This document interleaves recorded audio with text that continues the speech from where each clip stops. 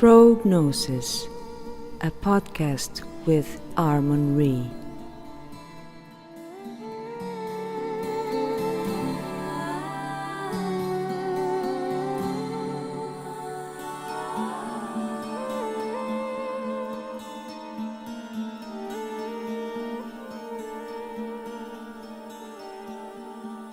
Welcome everyone to Pro.Gnosis episode 9. Today we have a returning guest, Reality Sceptic. He was with us before, but now he has several other topics to discuss. In fact, he returned also to something that pleases me, to making his own podcast, so that's good news there. There were doubts whether he would return or not in our last episode, but he did. And welcome, Luke, and tell me what you want to talk about today. Thanks for giving me this opportunity. Well, there are a few topics, some less relevant, some more relevant, I think.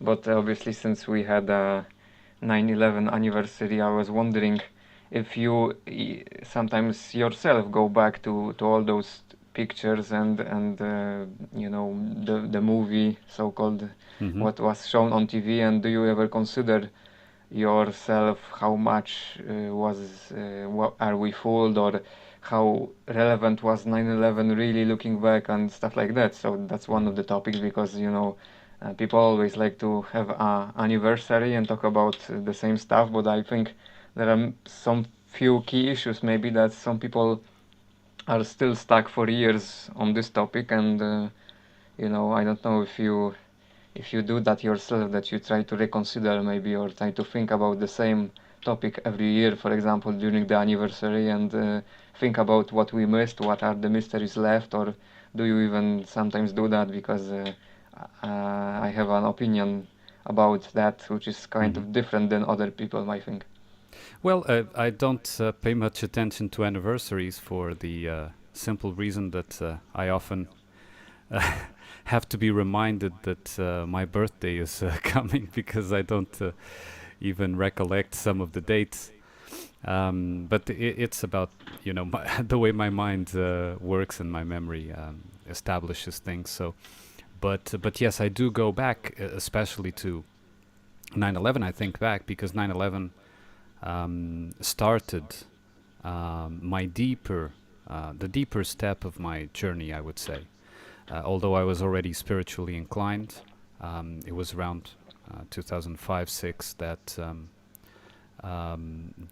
I started looking at the other aspects of 9/11 not being as told, and so yeah, I do look back as well. Yeah, because there is one obviously very important thing that makes human beings emotional, right? Whether somebody died or nobody died, right? That's one of the things, and people like to. There are certain people in this corner of the internet, if I might use John LeBon's terminology, right? Yeah. Who will, jump. The first thing they will say is nobody died, nobody got hurt, right, or stuff like that. And some people will insist that it's impossible to. That nobody ever dies in some big events or whatever, right? And first of all, the question is it really that important whether 0 people died, 1 people died, or 2.5 people died, right? I mean, metaphorically speaking, I don't know if even that is the most important question. Obviously, I think you mentioned it a few times, that the spiritual aspect, I think, is when it comes to the human beings living currently in the world, and what that even that did to them, right? I think that might be very crucial aspect that people try to don't like to talk about openly. But is it relevant to you that some people insist that nobody died? Some people will claim, even even Matt of Quantum of Conscience keeps insisting every year that he knows somebody who died, right? So I followed his channel. I thought he was genuine, but I don't know if that's the case, right? He will argue, and people and laugh at people who will say that nobody died. So people are very stubborn, obviously, about those situations, and especially about death. So I don't know what would you say to Well, that? as you've well presented to me, the spiritual aspect, in the sense of the the symbolic aspect of 9/11 is more important. Yes, is the most important. But it is of material importance as well to distinguish if someone died directly as a result of an event. It is of material importance because every life, every human life, at least to the person in question, is important, right? So that is of material importance, and also it brings to mind aspects such as responsibility. What is one thing is the weight of responsibility of a promoter of a change in society. Another is responsibility for murder or something related. So it is of material importance to analyze that. And I think that at least after a certain point, we could discuss history, but that's not the point right now. But at least after a certain point, that there was caution in regards to having victims directly, casualties, let's say, directly linked to an event such as of this magnitude. When we analyze that, and even the fakeologist had a week just now, the week that 9/11 was, yes, had a review of September Clues with several guests. One of them was Simon himself, the author, and he also showed, especially in the addendum regarding Building 7, which is the most obvious of the fake footage, perhaps, that it was all of the videos and imagery that we saw had problems, so had necessarily to be at the very least tampered with, if not outright fabricated. So once we established that, and that is perhaps the hardest point to establish for a mind that is used to, let's say, normality, right? And the normal view would be, the news. The news can sometimes skew the truth, but they have to report on actual things, right? And so the most difficult point is to establish that all the footage was at the very least tampered with. Once you establish that, then all the rest starts to crumble. And of course, during this week of review, they didn't even touch upon the Pentagon, and Lynn Ertel was vehemently saying that was the key point, and I agree with her in that regard, because if you look at the Pentagon angle, what happened there was even more impossible than the rest, right? Yeah. And they didn't even make an attempt to present any kind of footage, be it fabricated or another. They just present that GIF or GIF, whatever it's called, that shows a blurry thing exploding onto a wall, and that's it. Yeah. That was the only thing that, and then the hole in the side of the Pentagon. But so they didn't even try. So once you establish that, you can more easily look at the angle of the possible victims, right?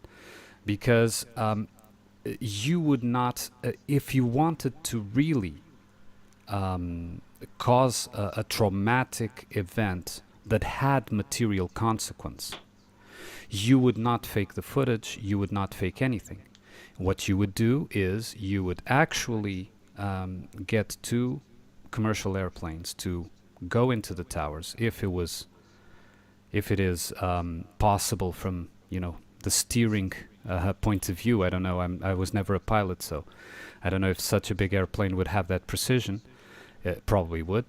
But they would ram those actual aircraft with people inside, normal commercial jets, onto the towers. The towers would be working as normal, so with all the offices working. Of course, we already know that many of the offices were empty as people had vacated, the enterprises had vacated them, but that's, again, a different discussion. And then they would bring down in a controlled demolition the towers and all the rest. And of course, they would probably even bring in a third airplane to hit Building 7 and the adjacent buildings to at least give a certain reality, right? A certain sense of reality of why those buildings were to collapse as well. This didn't happen, right? So if they really wanted to cause a trauma with material consequence, they would actually have done this. And the fake footage shows that they didn't. They manufactured the entire footage. They presented crisis actors with clearly contradictory and false testimony. It can't be otherwise. And also what happened after that is that people who were in the vicinity, although maybe not in the actual proximity of the buildings, but in the general vicinity, let's say, would fill in the blanks with what they were being given by the news. Because I do not think that anyone witnessing the event would have witnessed it without following what was being told in the news. I mean, imagine yourself in a situation such as that. You see the smoke, you hear all kinds of confusion, and you see a huge tower covered in smoke and all that. Of course, you're going to inquire or try to switch on a radio or go to somewhere where there's a TV to try to figure out what's going on, right? Mm-hmm. So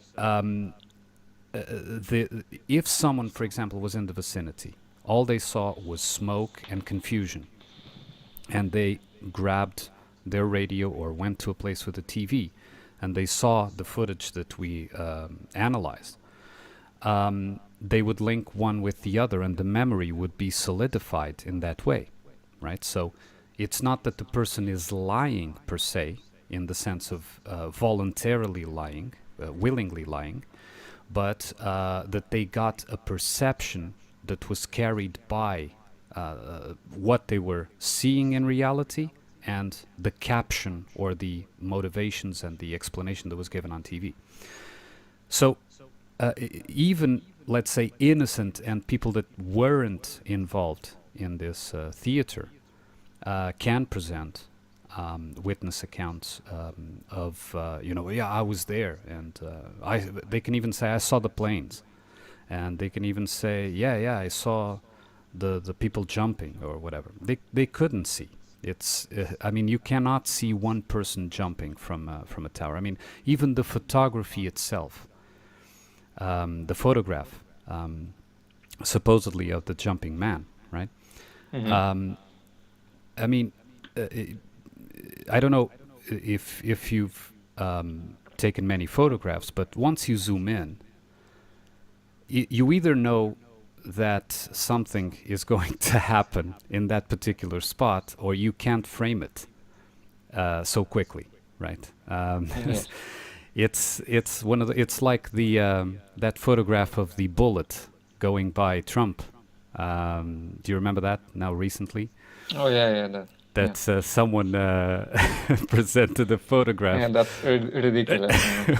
Where you see the bullet. I mean, please, right? So it would be virtually impossible to witness. And if you're in terms of scale, if you were at the bottom of a skyscraper such as that, you would not even see a person falling down.